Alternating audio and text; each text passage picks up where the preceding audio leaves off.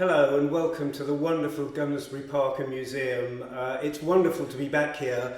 This all started a year ago when the director of Gunnersbury, David Bowler, contacted me to say, we'd love you to do a Chiswick Book Festival event here. And we thought, well, in that case, we must. It was a wonderful invitation to have, and we had our first event here last year.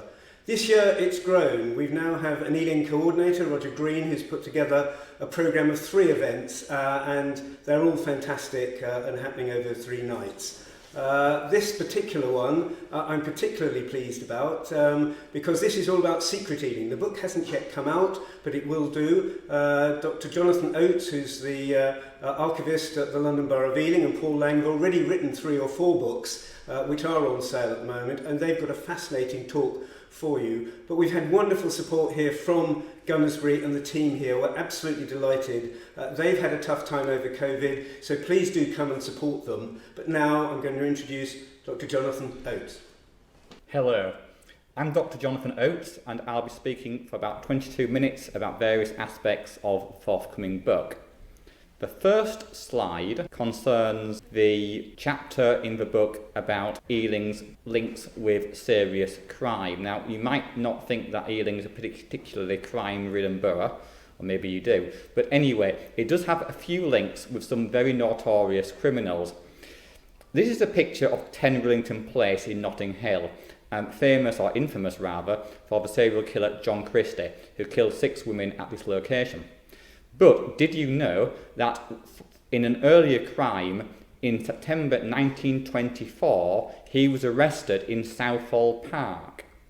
This was for a minor offence of having stolen a bicycle and some money from Uxbridge, and he was given 9 months in Wandsworth prison with hard labour for these relatively minor crimes. The other link with John Christie and Ealing is that his second victim, Muriel Eady, lived for a time in the 1930s in 48 Creswick Road. We move on to this picture of Acton Magistrates Court, which is, or rather was, just to the south of Acton Town Hall. It's now flats, but in the 1960s it was a magistrates court. In the 1960s, West Ealing, or rather West London, was terrorised by a man called Jack the Stripper, and his first 2 victims were found on the shores of the River Thames. One man, Archibald Kennedy, a middle-aged caretaker of Holland Park, confessed to the first 2 murders of Hannah Tailford and Irene Lockwood at Notting Hill Police Station, but he was initially tried at Acton Magistrates Court. He claimed he'd met Irene at a pub in Chiswick. He'd had an altercation with her and strangled her and pushed her naked body into the River Thames. The pathologist, Dr. Donald Tier, said that his account of the crime was consistent with the murder. And Mr. Kennedy was at Acton Magistrates Court for a number of occasions before he was conveyed to the Old Bailey. At the Old Bailey, he retracted his initial confession, and whilst he was in police custody, there was another murder of a woman called Helen Bartholomew, whose corpse was found at the junction of Swincombe Lane, just on the border with Ealing and Brentford.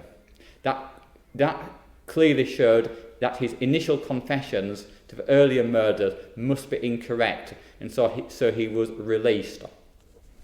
We move on to a rather less important miscreant, but still a rather controversial and scandalous event.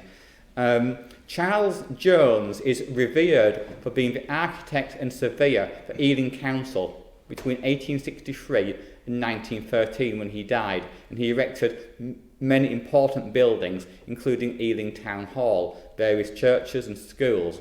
But he's also a rather controversial character as well, because he was accused of being what might be now called a public sector fat cat, earning £1,000 a year as Ealing surveyor, whereas most surveyors were only earning £500, and he was even paid more than Ealing's town clerk. He was also a controversial figure because in the 19th century, whilst having a job as Ealing's surveyor, and therefore a very important figure for town planning and so forth, he was also a member of a conglomeration who were developing land in North Ealing. So it was rather a conflict of interest between his public role as surveyor, dealing with town planning applications, and his private role as a property speculator. So he was somewhat of a controversial figure, as well as being the public figure, as it is well known. I believe the next picture is of Hanuman Library. Now, Hanuman Library on Charrington Road was established in 1905, but its librarian in 1920 to 1923 was a man called Frank Stinton. Frank Stinton died of ill health in 1923, and on his death, the Hanuman Library Committee contacted his widow to pass on their condolences. On the same day, however, they went through the account books at Hanuman Library and discovered that there was a discrepancy in the funds, and therefore the now deceased librarian had been embezzling money. So it seems that on the same day as they wrote to his widow to give them condolences, they also wrote to her to ask her if she could visit them to explain, if she could, why there were discrepancies in the account books. It transpired that she could not do so, but it seems that the former librarian had been embezzling money. Why, we don't know. We don't know if he's spending it on women or drink or gambling. We don't know, and it was ever cleared up. Now, if we talk about the next slide, which is of a parish register entry for 1754, we see that there's a reference in this parish register to a man called Orinoco. This is a parish register dated 1754, and it's to baptisms. Now, Orinoco is quite possibly the first black resident of Ealing. He was found by a man called Captain Hughes in South America, and perhaps he was called Orinoco after the river there. So he's the first known black resident of Ealing, being baptised at the parish church in 1754, aged 18. Now, we can move on to another black resident or black residents who lived in Acton at the beginning of the 20th century. John Balbot James was a colonial civil servant whose family moved to Acton in about 1902 to 1905, and they lived at 19 Birkbeck Road, South Acton, between 1908 and 1915. And at that time, two of Balbot James's sons were members of the choir for All Saints Church. If you look at the picture or of a photograph of the choir, you will see two black individuals, and these were two of his sons. If you look to the far left of the picture, standing up, and to the far right of the picture, sitting down, you'll see two black lads, and these were the sons of John Alexander Balbot James. John Alexander Balbot James later lived in Acton in Goldsmith Road, and he was a leading figure in London's black community in the 1920s and 1930s. He gave many lectures about black people. He also wrote pamphlets about West Africa, and he also wrote some musical compositions, and was a very important figure in London's black community, as said, in the 1920s. The next slide is a detail of Acton Library. Now, Acton Library featured briefly in the Cold War in the 1960s and 1970s. This is because Acton Library had the collection of atomic and engineering and scientific reports for West London. Because of this, it was frequently habited by members of the Soviet and other Eastern European embassies. They'd often visit the library and they would study and borrow these nuclear and scientific reports. So much so that in 1968, the Acton reference librarian contacted the Ministry of Defence to inform them that Eastern European and Soviet embassy staff had been visiting the library on a very frequent basis. So the MOD asked the reference librarian if he could supply details of the names of these Eastern European officials, the dates that they visited, and also the items that they were wanting to have a look at. And he supplied them with these reports on a fairly frequent basis between 1968 and 1978. The MOD also asked the Acton librarian to tell his colleagues that they were not to accept any invitations for social events at the Soviet embassy. In 1971, there was a brief gap where no Soviet officials ever went to this library, but a year later they carried on visiting. In 1977, they stopped visiting, and after a year it was decided that correspondence between the library and the MOD ceased. Quite why they wanted to see these reports is not certain, because these reports were not secret in any way. They were available to members of the public. But it does show a brief episode of Cold War history, the concerns that Soviet agents were making use of Acton Reference Library. The next slide shows another aspect of Ealing history, which perhaps is not well known. This is a detail from the Ealing War Memorial, which is outside Pitsanger Manor. You will see at the bottom of this detail a woman's name, Miss A. Harmon, and she's the only woman on the Ealing War Memorial. Miss Harmon lived in West Ealing, and during the First World War she worked at a munitions factory in Warple Way, Acton. Unfortunately, in 1916, whilst she was in the works canteen, her overalls, which were slightly oily, were set on fire.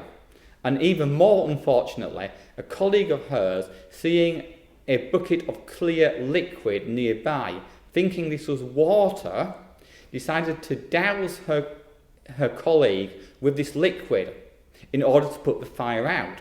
But unfortunately, this pail of liquid did not contain water, but contained clear paraffin, which clearly made a bad situation worse and resulted in the immediate and horrifying death of Miss Harmon. There was a huge turnout at the funeral which took place, and Miss Harmon has the dubious distinction of being the only female fatality in Ealing of the First World War. On the subject of the First World War, the next slide shows a picture of Dean Gardens, which is in West Ealing. And if you look to the left of the picture, you will see a First World War tank. Now, West Ealing has a niche importance in the First World War because a prototype of a tank was created by a manufacturer called Albert Nesfield in West Ealing, and the details were sent to the War Office. But unfortunately, his design was not brought forward. However, after the First World War, a tank was given to Ealing as a mark of thank you for the large amount of money that Ealing had raised for war savings in the First World War. And it was quite common for a tank or a piece of artillery to be given to a borough as a war memorial. Unfortunately, over the forthcoming 1920s, some people saw the tank as a terrible thing as a symbol of the evil, the monstrosity of war, and they wanted the tank removed. Other people thought that the tank's presence in Dean Gardens was a useful memorial to the sacrifices made by men of West Ealing and elsewhere during the war, and they saw it as a symbol of the patriotism for the youth of the country, that they were ready to take up arms if need be in a wartime situation. The controversy dragged on until 1932, and Ealing Council took a vote as to whether the tank ought to be scrapped, be sold as scrap metal, or ought to stay there. They decided that it ought to be removed and sent off as scrap metal, which was to the delight of some people, but other people thought that the tank as a war memorial had a place in Ealing and should have stayed. But there we are. So that is one of the controversies of the 1920s and 1930s. There were other controversies, of course, as well, and those are covered in our book. But if we move on to the next picture, we will see a picture of Walpole Park, and we'll see a picture of schoolboys playing football in the park. Well, playing football or any games in Walpole Park on Sundays until 1939 was not possible because of bylaws prohibiting the playing of games in Walpole Park on the Lord's Day. And that was a major aspect of controversy. People arguing that people ought to be allowed to play games on Sunday afternoons. And in 1938, there was a local referendum on the opening of parks on Sunday afternoons. No park in Ealing or Hanwell could be used to play games after 2 o'clock, but you could do so in parks in Greenford, Perivale and Gunnersbury. There was a turnout of 5% of the electorate to vote in this local referendum, and it resulted in a narrow victory for those who thought that parks should not be open for game playing on Sunday. There was a similar controversy as regards cinemas as well at this time.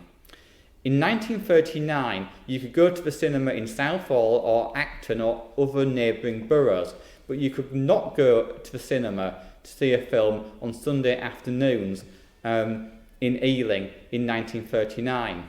Again, there was a referendum which took place this time in 1940 as to whether Sundays ought to be allowed to be a day when you go to the cinema. There was the argument mainly put about by churches that Sunday ought to be a special day, ought to be a day to go to church and not to do things of this world. But other people thought Sunday should be a day of relaxation. People should be allowed to go to the cinema. And even some clergymen thought it was a good idea that if you went to church on Sunday morning, you should be allowed to see a film on Sunday afternoon.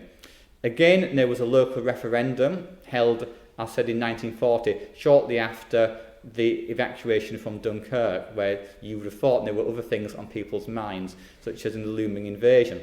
But this time, there was a massive turnout and a large majority in favour of Ealing Council allowing the cinemas to be open on the Sundays as well as other days.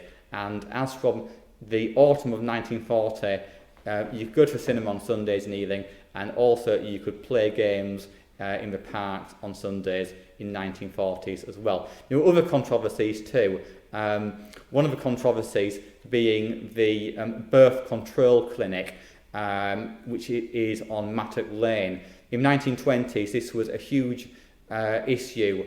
It wasn't a case of it being an abortion clinic, of course, that was illegal until 1967. But there were big figures such as Dr. Stopes, who came to Ealing Town Hall to argue for birth control for married women.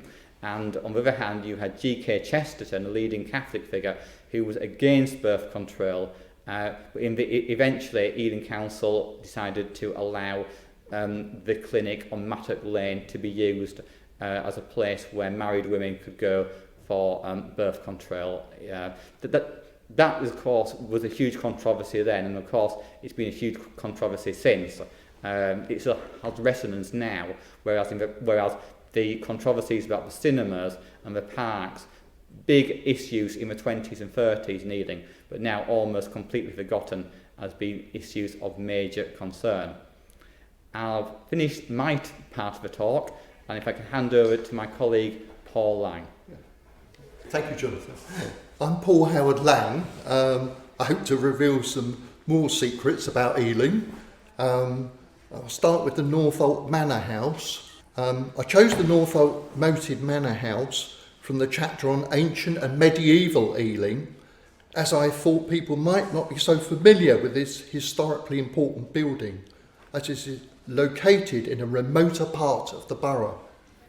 Currently, wooden sleepers mark out the position where the walls of the building once stood, as you can see on the slide here. Walking around the site, you begin to get an overall size of the place and how important it must have been. It would look more impressive from a drone, of course. Charles Keane, a Norfolk historian, undertook some archaeological excavations of this site in the 1950s and 60s and uncovered the full extent of the manor house. A severe fire, however, eventually destroyed the house in the late 14th century, and it was never rebuilt. The stone-built manor house can be traced back to 1231, when Le Boteler family had it constructed. It was rebuilt in 1346 by Simon Francis, a city merchant and sheriff. The rebuilding incorporated a great hall and living quarters known as solas. There was a moat which ran around the manor house, now very much, full of vegetation, but you can see it was quite deep. And although covered by much vegetation, parts have now dried up. The moat can still be seen today. The manor house had decorative brickwork and white patterned tiles that came from Penn in Buckinghamshire. There were cellars, kitchens, and outhouses within a walled enclosure. Alice Turner inherited it and had some parts demolished in 1370. In 1372, Nicholas Brembury embarked on another rebuilding project, but sadly he was convicted of treason and executed in 1388. And subsequently, parts were knocked down. The information board, which explains the history, are dotted around the site, and I photographed one of these boards to show you as an example. At the rear of the manor house, there was a footbridge over the moat so that the Lord could walk to the nearby parish church, entering it via a private doorway in the north wall, which can still be seen, although blocked up. There's an image of this in our book, Ealing in 50 Buildings. Now we'll move on now to Ealing Film Studios. This is the entrance to the film studios. I selected Ealing Film Studios from the film and TV chapter of the book because although Ealing is of course famous for these film studios, there are certain aspects of the history that are less well known. The studios can claim to be the oldest working film studios in the world. However, books and articles on the subject give various dates when the studios first came into being. Some categorically state that they started in 1902, but evidence actually points to a slightly later date. Kelly's Directory of Ealing does not list Barker's film studio on the green until 1907, and the Middlesex County Times first reports the opening of the studios in 1910. The Barker Film Studio was set in 2.5 acres of ground. The buildings included the West Lodge, which sadly no longer remains, and the Glass House. From 1910, William George Barker produced silent films such as Henry VIII, in which Henry Beerbone Tree played the part of Cardinal Wolsey. He was paid £1,000, which was an unheard of amount of money for that period. Barker used some of the original stage sets from Her Majesty's Theatre production. and the film was shown to a record audience on the 27th of February 1911. In 1913, he made East Lynne, a silent drama directed by Bert Haldane and starring Blanche Forsyth as Lady Isabel. The play was famous for the lines, "Gone and never called me mother." Also in 1913, Barker made a film called 60 Years a Queen about the life of Queen Victoria. Barker was persuaded to embark on this project by G.B. Samuelson, who heavily financed the production of the film, which proved to be a great success. Samuelson went on in 1924 to found the Southall Film Studios, less well known than the Ealing ones, just 4 miles west in a converted aircraft hangar, which stood in Gladstone Road in Southall. Unfortunately, both studios suffered from the recession. In 1915, Barker made Jane Shore, which was an adaptation of the 1714 play The Tragedy of Jane Shore by Nicholas Rowe, and is based on the life of Jane Shore, who was the mistress of Edward IV. It was directed by Bert Haldane and starred Blanche Forsyth, his favourite actress. It wasn't until 1930 that the film studios got back on their feet. Basil Dean headed the Associate Talking Pictures, and Dean exploited the new technology of the talkies. He produced over 60 films using stars such as Gracie Fields and George Formby. The golden era of the studios lasted from 1931 to 1955 until Michael Balcon, and there are films that are known to the public, such as The Lady Killers, Lavender Hill Mob, The Man in the White Suit, Whiskey Galore, Titfield Thunderbolt, and The Passport to Pimlico. Also, we must not forget that the BBC owned the film studios for 40 years, from 1955 to 1995, and produced serials such as Z Cars, Porridge, and The Singing Detective. More recently, parts of Downton Abbey have been filmed here. Little known is the fact that Ealing Film Studios had offices located in Nile Lodge, Queen's Walk, Ealing, although no actual filming took place here. The Red Lion pub opposite to the film studios has many photos of actors displayed on the wall relating to the studios. Also, the Sir Michael Balcon public house along the Uxbridge Road is another reminder of Ealing's connection to the film industry. And now we'll move on next to St Bernard's Hospital. The topic of St Bernard's Hospital from the chapter on mental health was a must for me, as my job from 1982 until my retirement in 2014 was hospital librarian at this establishment. The hospital was originally named the Middlesex County Asylum, and although technically in the parish of Norwood, was unofficially called Hanwell Asylum, as Hanwell was the nearest village. It finally opened in 1831. Dr. William Ellis, later Sir, was the first superintendent from the 16th of December 1830 until April 1838. He was remarkably liberal in the way he ran the asylum for that period, believing that work was a restorative therapy. Dr. J.G. Millingen was the next superintendent, 5th of April 1838 until 1st of June 1839. He had a very distinguished career, but tried to run the asylum along military lines and restrain the patients. The most famous superintendent, however, came after Milligan, and that was Dr. John Connolly, 1st of June 1839 until 1844, and then as a visiting physician from 1844 until 1852. Within a relatively short period of taking office, he did away with the restraints. This was the first time that this had been attempted on a large scale in a public asylum. Just to tell you a little bit about my personal experiences at the hospital, in the 1980s I was on the museum committee, and we actively searched for historical artefacts to put into the museum. My best find was when I discovered a Georgian quill box in the old brewery. It didn't look much when I found it, but cleaned up it looked splendid. The item was authenticated by the British Museum and was put on display in the hospital museum.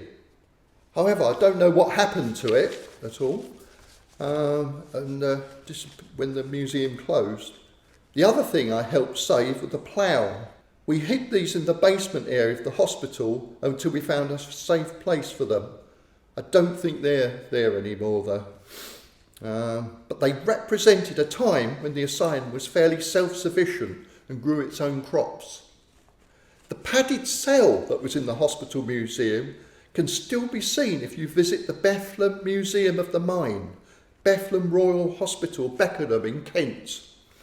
The mental health chapter also tells the story of Donald Hume, an infamous patient at the hospital, and also details some of the private asylums in the borough, many of them which were located in Hamwell and Southall. So we'll move on now to the 2 Russian airmen. It's quite unusual. I selected the story about the 2 Russian airmen killed and buried locally from the First World War chapter, as I thought this would generally not be known about. It was brought to my attention by a friend of mine, Colin Harris, who lives in Yedding. He photographed the graves for me. All the other photographs in the book are ones I have taken myself. He's given me permission to use these photographs, by the way. The 2 Russian airmen were buried in the Southall Cemetery in Havelock Road in 1917. These were Cadet George Smirnov, who died on the 26th of June 1917, and his compatriot Novikov, who was killed on the 18th of September of the same year. Both were learning to fly with the British Royal Flying Corps, and probably at the newly established Norfolk Aerodrome. Smirnov was in an aeroplane with Captain Wayne, an instructor, when the airplane crashed, and though Smirnov was taken from the machine, he later died at the Southall Australian Hospital at the former St Marylebone School. Wayne was also killed in the crash. Novikov, who had hitherto good record for flying, had his airplane go into a nosedive and was burnt to death when the plane crashed. He was only aged 24. I thought it was very unusual to find graves of 2 Russian airmen in a cemetery in Southall, and thought their story should be better known. So we'll move on now to Dorothea Chambers. In the chapter dealing with sport, I singled out the story of the tennis player Dorothea Chambers, as I thought she deserved to be better known. Certainly the best known tennis star with an Ealing connection was Fred Perry, who lived at 223 Pitshanger Lane from 1919 until 1935. However, Dorothea Chambers actually won Wimbledon singles titles more times than he did, but is now less well known. Dorothea lived at the vicarage in North Common Road by Ealing Common from 1888 and attended the Princess Helena College in North Ealing. She joined the Ealing Lawn Tennis Club in 1889 and played in a club tournament for the first time in 1895. Won the club's cup singles in 1899 and the Ladies' Cup in 1901. Her debut at Wimbledon took place in 1900 when she was defeated against Louise Martin. Yet she persisted and won the ladies' singles in both 1903 and 1904, defeating Mrs. Sterry in the 1904 match.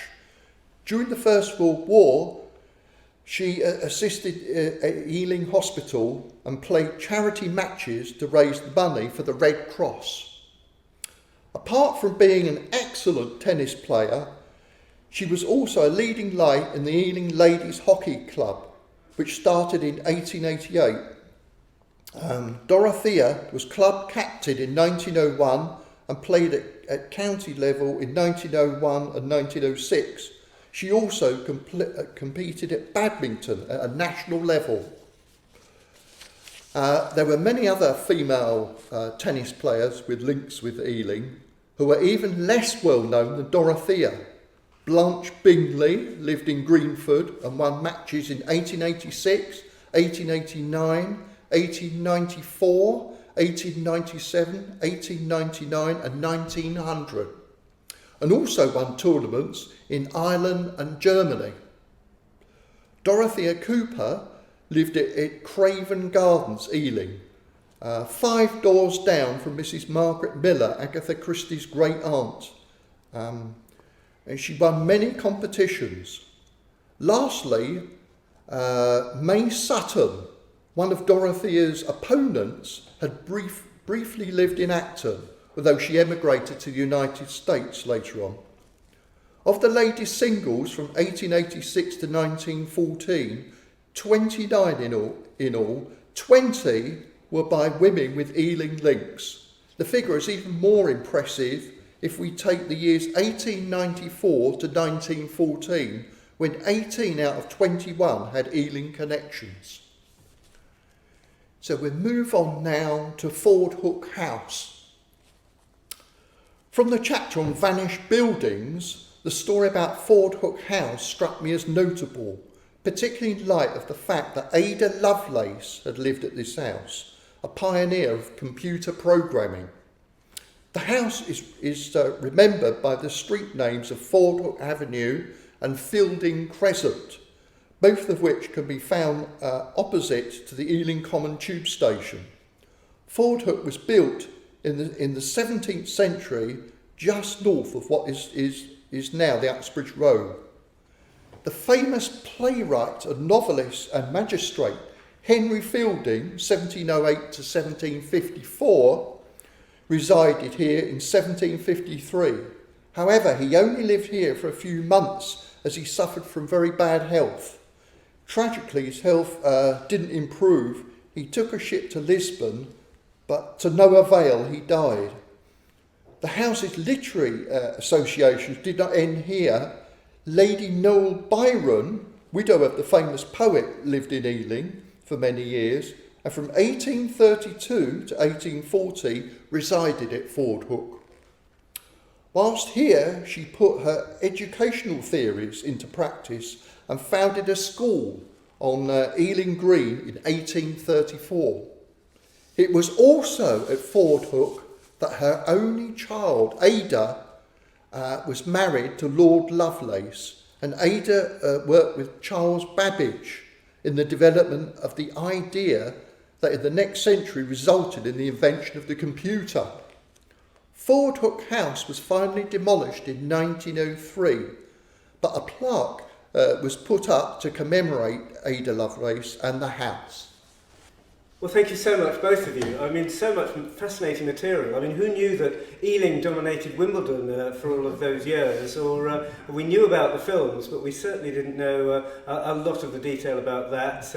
Christie, the famous murderer, I mean, all human life and death is in Ealing. So it's a wonderful book. We hope it'll be published soon. And of course, a lot of that history actually is told here in the museum. And if you've not been to the museum at Gunnersbury, I'm not sure, I think it's now open again from Thursday through the weekend. And so do come to that. And do help them with your contributions. All of the wonderful buildings in West London, Gunnersbury, Chiswick House, Pitzhanger Manor, Hogarth House, they all need our help, and since we're here at Gunnersbury, I'm going to particularly ask for it here today. As I say, the team here have been very, very welcoming. They invited us here. We're delighted that we were able to do that. So we're coming to the end of the Chiswick Book Festival. There's one more event at the University of West London, and that's going to be fascinating too. But I hope you've enjoyed this, and we'll see you again. Thank you.